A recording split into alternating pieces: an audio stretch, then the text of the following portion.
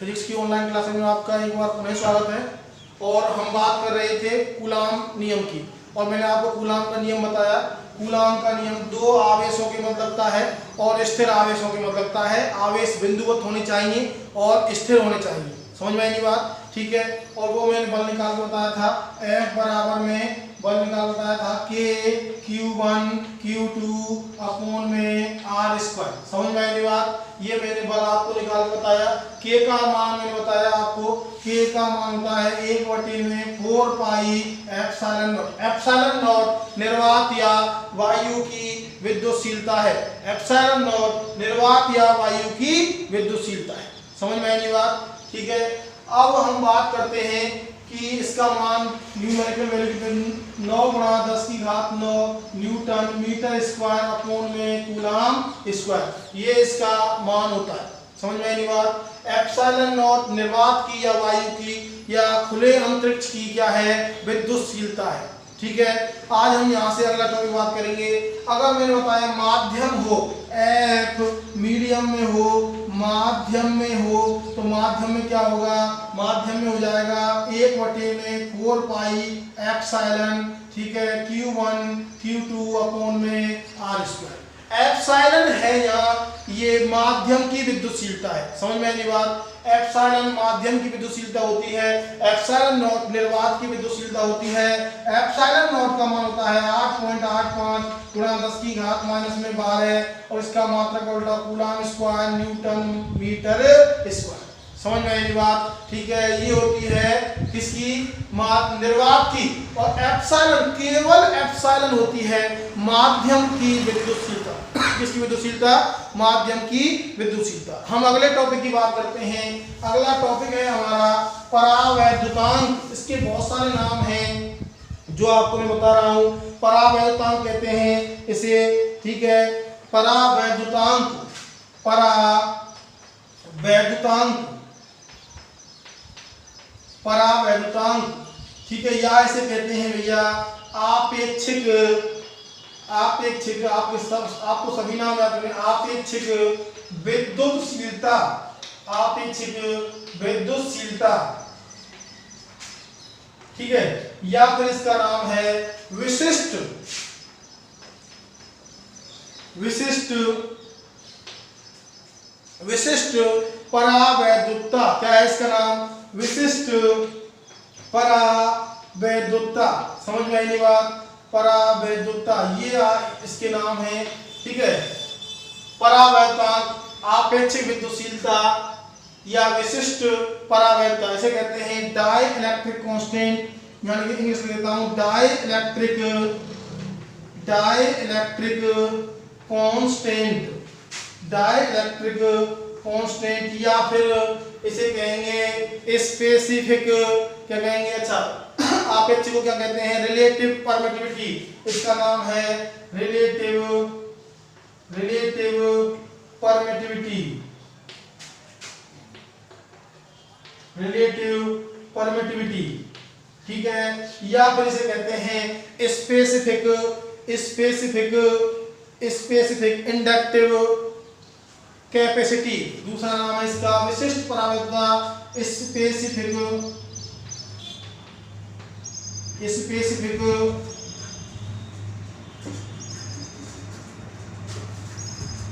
Specific,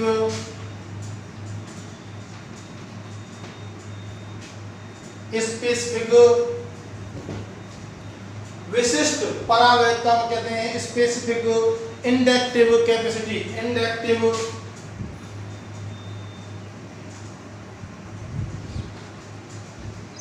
inductive capacity. ये सभी नाम हैं इसके। समझ में आएगी बात? डाइइलेक्ट्रिक कांस्टेंट या रिलेटिव परमिटिविटी या specific inductive, specific inductive capacity. समझ में आएगी बात? तो मैं केवल यहाँ इसकी हिंदी में हेडिंग डाल रहा हूँ, आप हेडिंग डाल दें इसकी। तो देखो होती क्या है, वो बात करेंगे। अब हम बात करेंगे परावैद्युतांक या आपेक्षिक विद्युतशीलता की। देखो आपने दो आवेश कोई भी आपने निर्वात में रखे, तो बल कुछ और प्राप्त होगा। यदि उन्हीं आवेशों को उतनी ही दूरी पर किसी माध्यम में रखा जाए तो बल का मान कुछ और होता है। उन दोनों के मध्य लगने वाला स्थिर वैद्युत बल है, उसका मान कुछ और होता है। समझ में आई? तो भिन्न भिन्न माध्यमों में दो आवेशों के मध्य लगने वाले स्थिर वैद्युत बल का मान या कूलाम बल का मान भिन्न भिन्न प्राप्त होता है। सर्वाधिक प्राप्त होता है किसमें? निर्वात में। किसमें प्राप्त होता है? निर्वात में। ठीक है, उससे कम प्राप्त होता है कुचालकों में। और सुचालकों में स्थिर वैद्युत बल दो आवेशों के मध्य यदि सुचालक माध्यम में रख दिए गए हैं तो उनमें शून्य प्राप्त होता है। क्या प्राप्त होता है? शून्य प्राप्त होता है। समझ में आएगी बात? ठीक है, ध्यान से सुनो।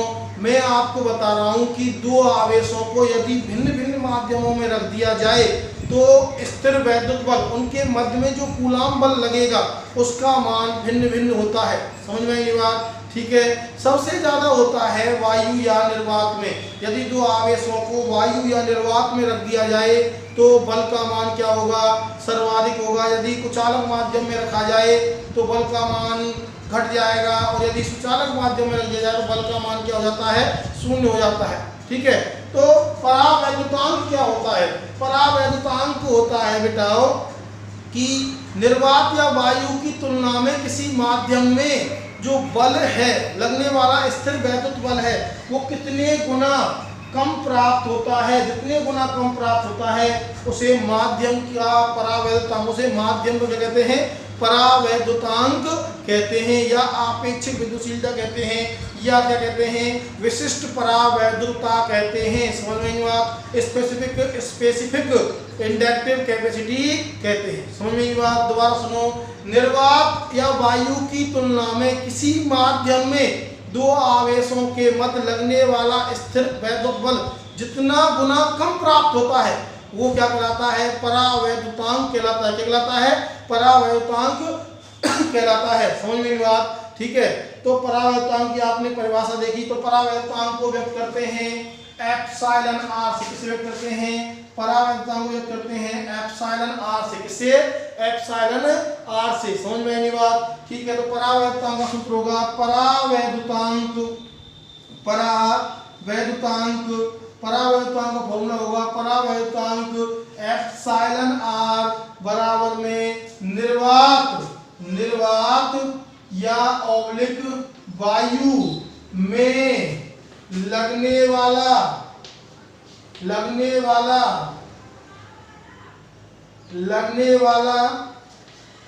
स्थिर वैद्युत बल। समझ में आई बात? वैद्युत बल बटे में, ठीक है, बटे में माध्यम में लगने वाला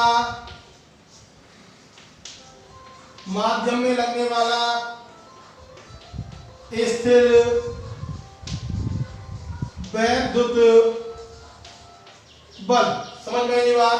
ठीक है, मैंने आपको दोबारा सुने एक बार। मैंने आपको क्या बताया है कि जितना गुना निर्वात की तुलना में जो बल का मान है वो जितना गुना कम प्राप्त होता है निर्वात की तुलना में। ठीक है, दो आवेशों के मध्य, दो स्थिर आवेशों के मध्य लगने वाला कूलाम बल वायु या निर्वात की तुलना में किसी माध्यम में जितना गुना कम प्राप्त होता है उसे क्या कहते हैं? उस माध्यम का परावैद्युतांक, आपेक्षिक विद्युशीलता, या फिर क्या कहते हैं? विशिष्ट परावैद्युता कहते हैं। समझ में आएगी बात? ठीक है, तो यहाँ से आपको पता चलेगा एप्सिलॉन आर बराबर निर्वात में या वायु में लगने वाला बल एफ होता है। ठीक है, और माध्यम में लगने वाला एफ एम मान लिया मीडियम में। इसमें मान लिया मीडियम में। ठीक है, तो देखो क्या आ जाएगा? परावैद्युतांक परिभाषा क्या होगी? अतः निर्वात में लगने वाले स्थिर वैद्युत बल और माध्यम में लगने वाले स्थिर वैद्युत बल का अनुपात क्या कहलाता है? परावैद्युतांक कहलाता है। परावैद्युतांक कहलाता है। समझ में नहीं बात?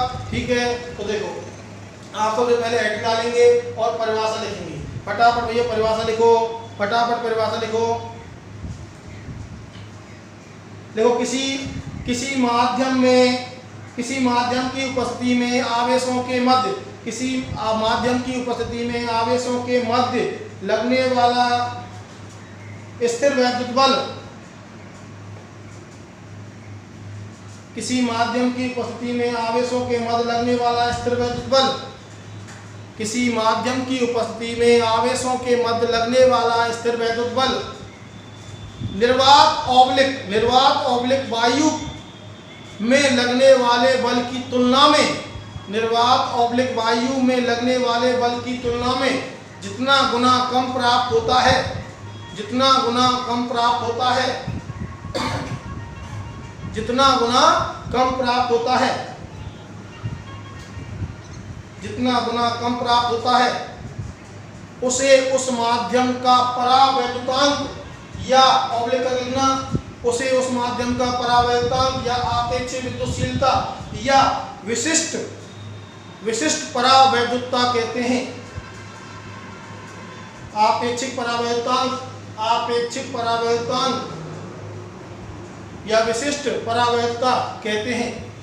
फटाफट फॉर्मूला लिखिए। परावैद्युतांक बराबर में एप्सिलॉन आर बराबर निर्वात वायु में लगने वाला स्थिर वैद्युत बल बटे में माध्यम में लगने वाला स्थिर वैद्युत बल। फटाफट यहाँ पर उतारेंगे, जल्दी उतारो भाई, जल्दी उतारो।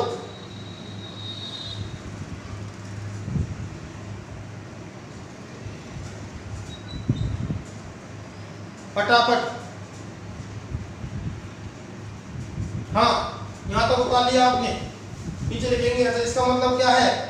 निर्वात में लगने वाला बल। इसका मतलब क्या है? माध्यम में लगने वाला बल। ठीक है, तो नीचे लिखो अतः दो स्थिर आवेशों के मध्य, अतः दो स्थिर आवेशों के मध्य,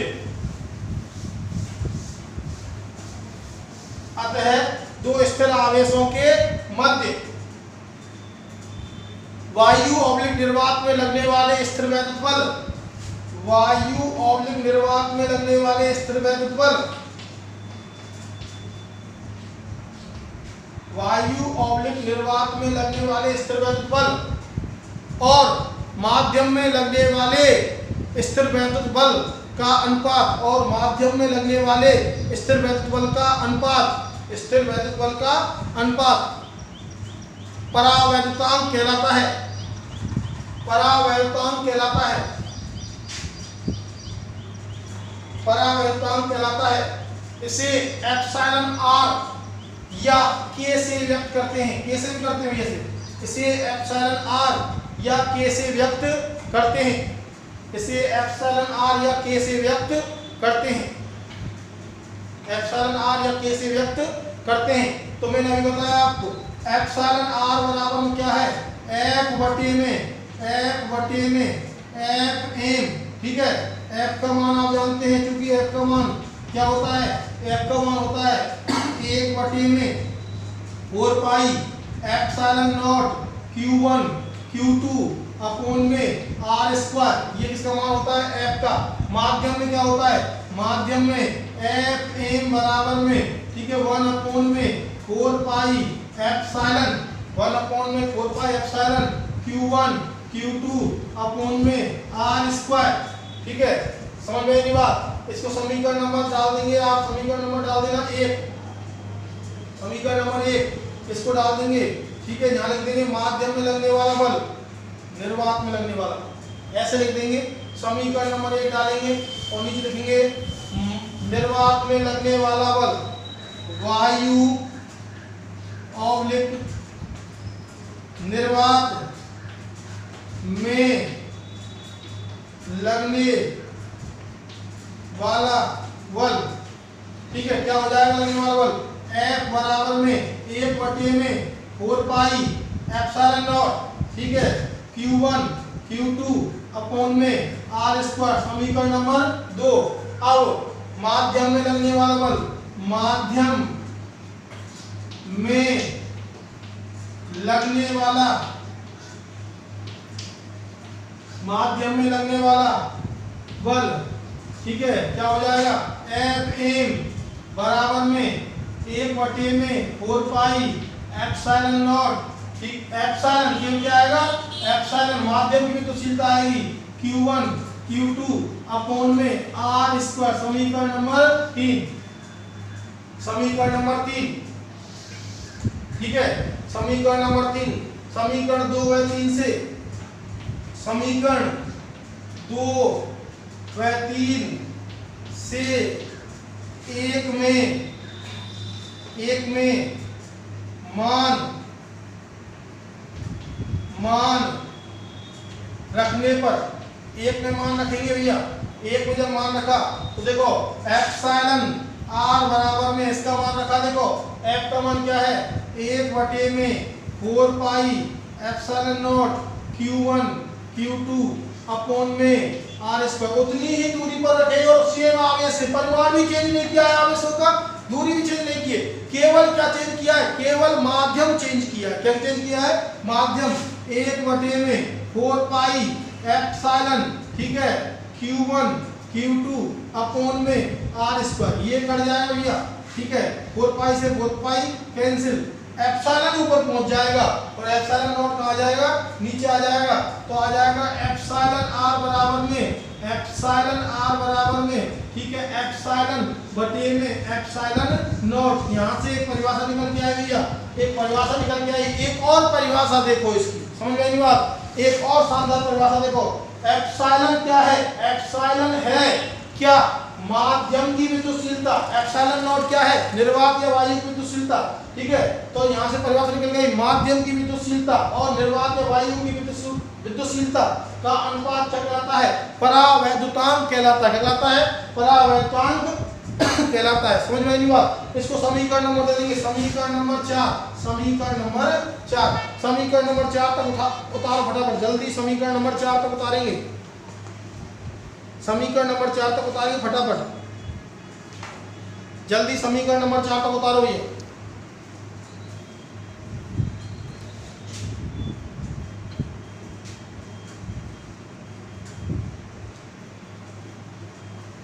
समीकरण नंबर 4 तक उतारो फटाफट जल्दी।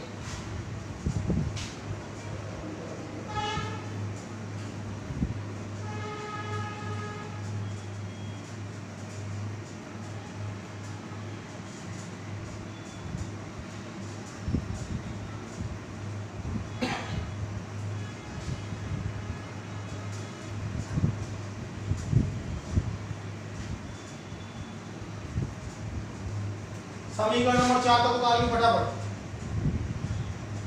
नीचे लिखेंगे, अतः समीकरण 4 से स्पष्ट है कि, अतः समीकरण 4 से स्पष्ट है कि, अतः समीकरण 4 से स्पष्ट है कि माध्यम की विद्युतशीलता और वायु ऑब्लिक निर्वात, जहां वायु ऑब्लिक निर्वात लिखेंगे भैया, वायु ऑब्लिक निर्वात लिखेंगे, माध्यम की विद्युतशीलता और वायु ऑब्लिक निर्वात की विद्युतशीलता का अनुपात परावैद्युतांक या आपेक्षिक विद्युतशीलता कहलाता है।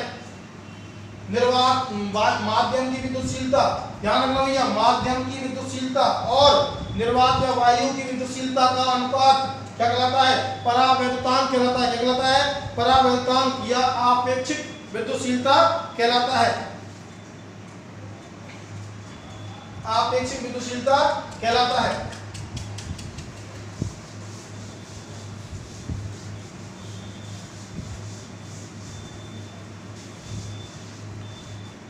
आपेक्षिक विद्युतशीलता कहलाता है।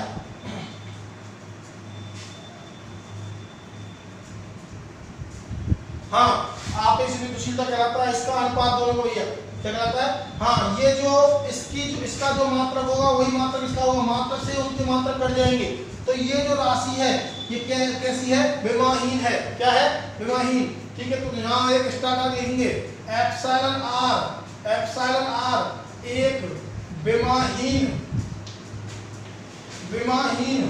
व मात्रकहीन राशि है, विमाहीन व मात्रकहीन राशि है। कैसी राशि है, विमाहीन व मात्रकहीन राशि है। एप्सिलॉन आर एक विमाहीन व मात्रकहीन राशि है, ठीक है। अगला स्टार, कुचालक पदार्थों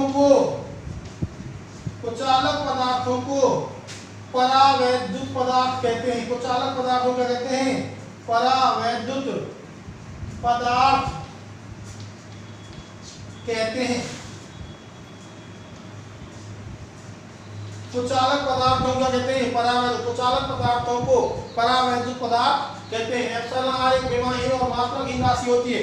एप्सिलॉन आर परावैद्युतांक की कोई भी विमा नहीं होती, कोई भी मात्रक नहीं होता, क्योंकि यहाँ से मात्रक निकाले, इसका जो मात्रक हो इसका भी वही मात्रक होगा। मात्रक से मात्रक दोनों क्या होंगे, कट जाएंगे। समझ में आई बात, फटाफट दोनों उतार ली।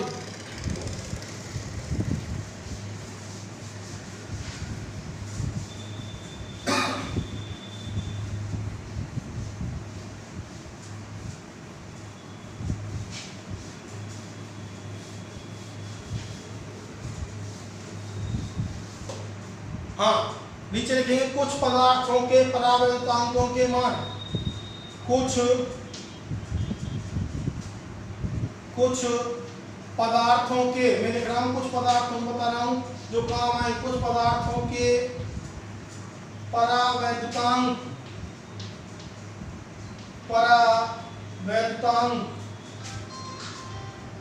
के मान।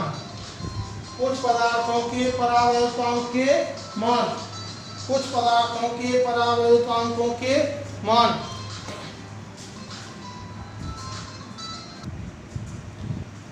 हाँ देखो, कुछ पदार्थों के परावैद्युतांकों, कुछ पदार्थों के परावैद्युतांकों के मान लिखेंगे। कुछ पदार्थों के परावैद्युतांकों के मैं मान लिख देता हूँ। तो देखो, मैं एप्सिलॉन आर ऐसे बना लेना, ठीक है। सबसे पहले मैं लिख देता हूँ किसका, निर्वात का। किसका लिख देता हूँ, निर्वात का।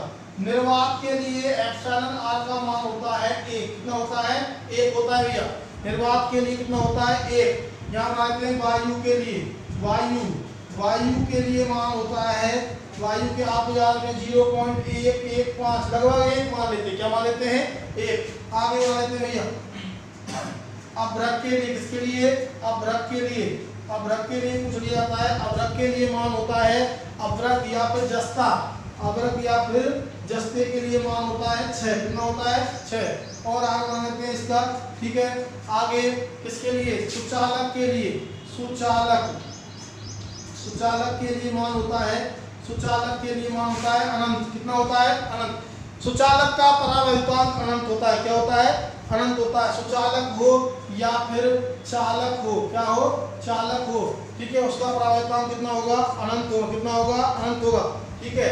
जल के लिए लगा लेते हैं, जल के लिए होता है 81। कितना होता है, 81। जल के लिए मान होता है 81, ठीक है। और इसके लिए बना देते हैं किसके, कागज के लिए। किसके लिए, कागज के लिए। कागज के लिए मान होता है 3.5। कितना होता है, 3.5। समझ में आई बात। तो ये आप कुछ परावैद्युतांकों के मान लिखे फटाफट। ये आप कुछ परावैद्युतांकों के मान लिखें।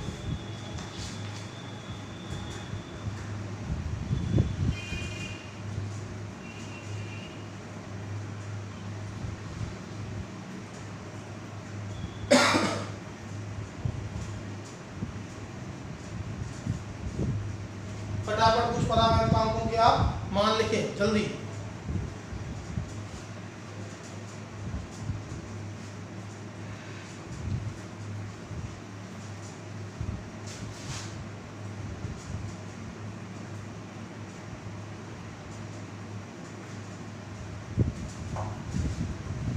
हाँ, तो मैंने आपको बताया कि एप्सिलॉन आर परावैद्युतांक होता है वायु के लिए 1.005, लगभग 1 मानते हैं। क्या मान लेते हैं, 1। निर्वात के लिए कितना होता है, 1। कागज के लिए कितना होता है, 3.5। जल के लिए कितना होता है, 81, ठीक है। चालक या सुचालक के लिए परावैद्युतांक का मान कितना होता है, अनंत होता है। कितना होता है, अनंत। अभ्रक और जस्ते के लिए कितना होता है, 6। समझ में आई बात, ठीक है। तो एक क्वेश्चन लिखेंगे भैया फटाफट, एक क्वेश्चन लिखो।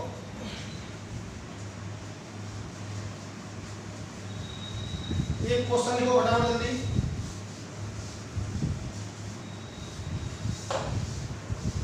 हाँ, एक क्वेश्चन लिखो। दो आवेश Q1 व Q2, दो आवेश Q1, क्वेश्चन लिखो। एक क्वेश्चन लिखेंगे, दो आवेश Q1 व Q2, दो आवेश Q1 व Q2 को r लंबाई के चालकता, दो आवेश Q1 व Q2 को स्मॉल r लंबाई के चालकता, स्मॉल r लंबाई की चालकता से जोड़ा गया है, से जोड़ा गया है। तो इनके मध्य लगने वाले स्थिर वैद्युत बल की गणना कीजिए। तो इनके मध्य लगने वाले स्थिर वैद्युत बल की गणना कीजिए। तो इनके मध्य लगने वाले स्थिर वैद्युत बल की गणना कीजिए। दो आवेश Q1 व Q2 को स्मॉल r लंबाई के चालक तार से जोड़ा गया है। भैया ये कह रहा है क्वेश्चन कह रहा है, क्वेश्चन क्या है कि एक आवेश है Q1 और एक आवेश है Q2, इनको r लंबाई के चालक तार से जोड़ा, किसे जोड़ा है? r लंबाई के चालक तार से जोड़ दिया भैया। r लंबाई का एक चालक तार है, इसे जोड़ दिया। ठीक है, तो इनके मध्य में कितना बल लगेगा? कौन सा बल? चालक तार है। ये कैसा तार है? चालक तार। चालक तार से मैंने इसको जोड़ दिया है। तो बल ज्ञात करना है। क्या ज्ञात करना है? बल ज्ञात करना है। तो देखो बल कैसे ज्ञात करेंगे। ठीक है, तो देखो बल कैसे ज्ञात करेंगे।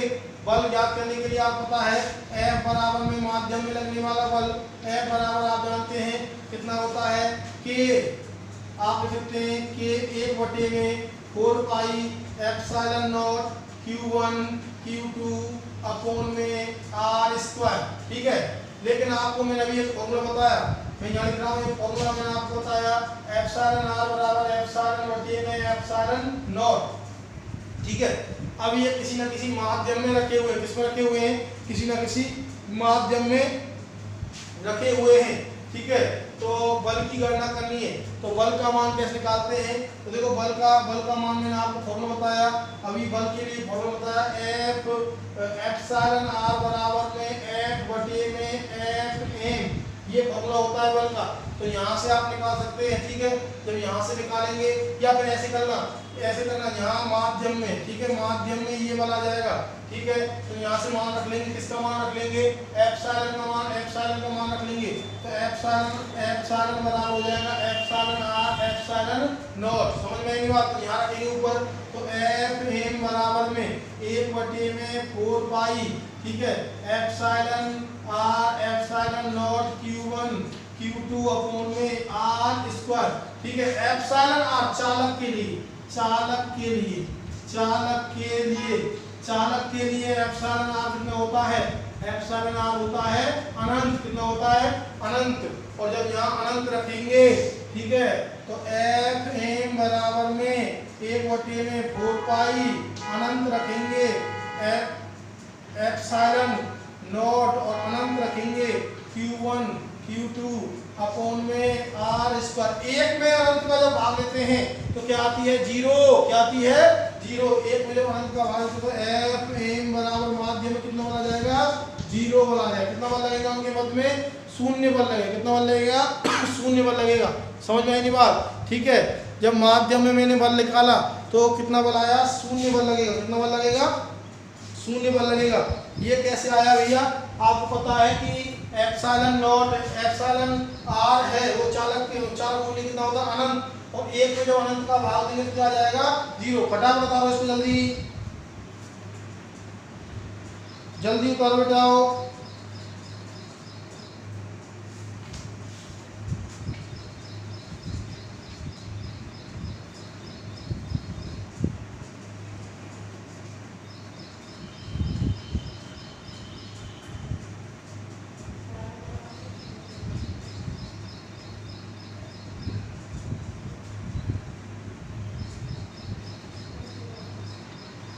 हाँ, अगला क्वेश्चन लिखो।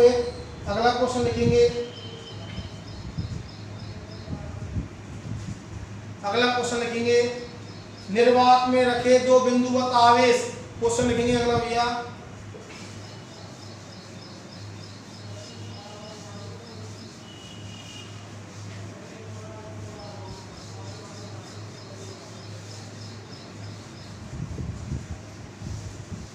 अगला क्वेश्चन लिखेंगे, निर्वात में रखे दो बिंदुवत आवेश। निर्वात में रखे दो बिंदुवत आवेश। क्वेश्चन है भैया अगला। क्वेश्चन लिखेंगे और ये एग्जाम्पल नंबर है आपका, एग्जाम्पल नंबर 1.6। ठीक है, एग्जाम्पल नंबर 1.6। निर्वात में रखे दो बिंदुवत आवेशों के मध्य 18 न्यूटन बल कार्यरत है। 18 न्यूटन बल कार्यरत है। निर्वात में रखे दो आवेशों के मध्य 18 न्यूटन बल कार्यरत है।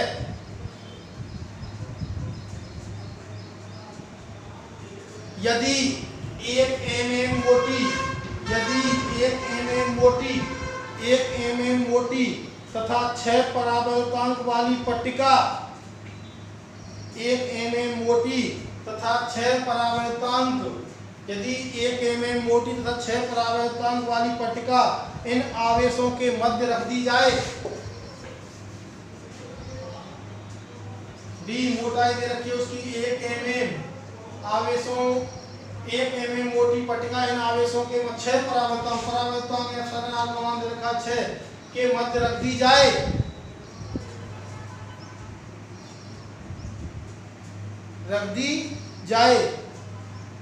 तो उनके मध्य लगने वाले बल का मान ज्ञात कीजिए। तो उनके मध्य लगने वाले बल का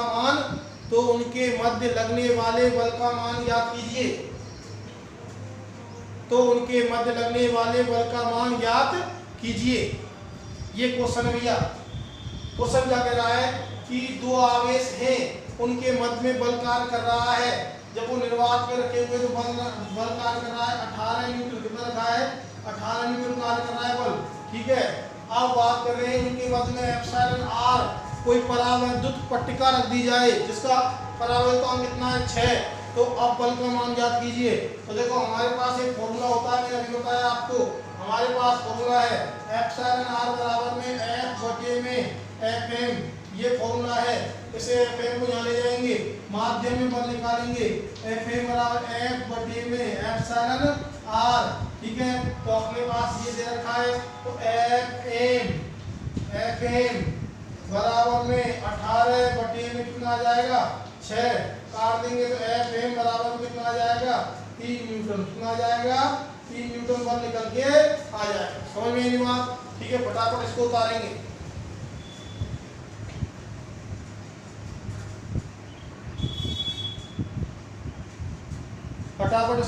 भैया।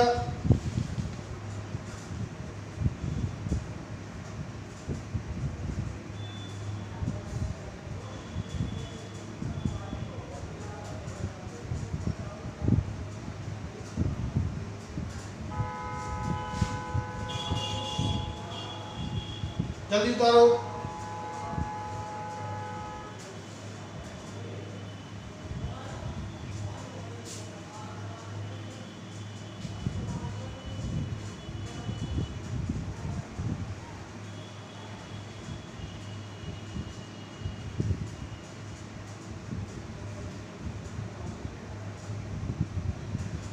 हाँ,